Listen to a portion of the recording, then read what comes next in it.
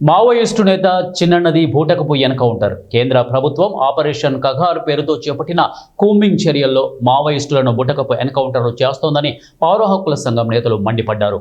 ఛత్తీస్గఢ్ రాష్ట్రం అలాగే రాజ్నందగావ్ జిల్లా మదన్వాడ కాంకార్ అటవీ సరిహద్దు ప్రాంతంలో మావోయిస్టులకు భద్రతా దళాలకు మధ్య జరిగిన ఎన్కౌంటర్లో మావోయిస్టు అగ్రనేత దండకారణ్య స్పెషల్ జోనల్ కమిటీ సభ్యులు సుగులూరి చిన్నన్న 3 రోజుల క్రితం మృతి చెందారు.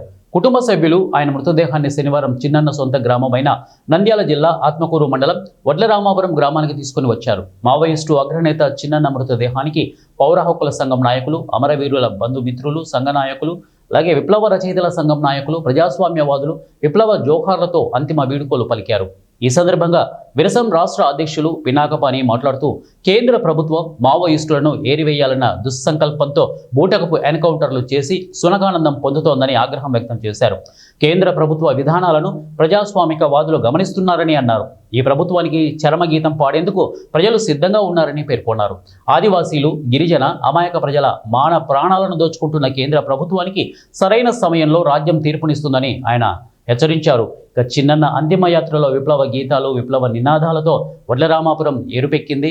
వివిధ జిల్లాల్లో రాష్ట్రాలకు చెందిన మాజీ మావోయిస్టులు, విప్లవ సానుభూతి పరులు, ప్రజాస్వామికవాదులు, బంధుమిత్రులు భారీ సంఖ్యలో పాల్గొని విప్లవ వీరుడైన చిన్నన్నకు ఘనంగా జోహార్లు అర్పించారు. మీకు తెలిసిన చిన్నన్న గురించి 30 ఏళ్ల కింద మీతో పాటు కలిసి జీవించి, మీతో పాటు కలిసి చదువుకొని, మీతో పాటు కలిసి సామాజిక జీవితం, కుటుంబ జీవితం గడిపిన మనిషి గురించి 30 ఏళ్ల తర్వాత ఈరోజు మనం ఒక కొత్త మనిషిగా ఇక్కడ ఆయన గురించి మనం మాట్లాడుకోబోతూ ఉన్నాం. ఈ 30 ఏళ్లలో ఏమి జరిగింది, లేదా ఈ 25 ఏళ్లలో ఏమి జరిగింది?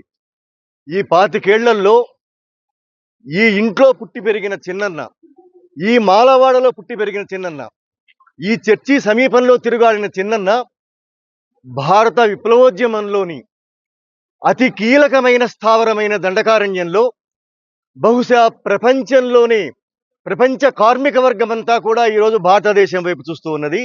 భారతదేశంలో జరుగుతున్న దండకారణ్యంలోని విప్లవ ప్రయోగం గురించి చూస్తూ ఉన్నది.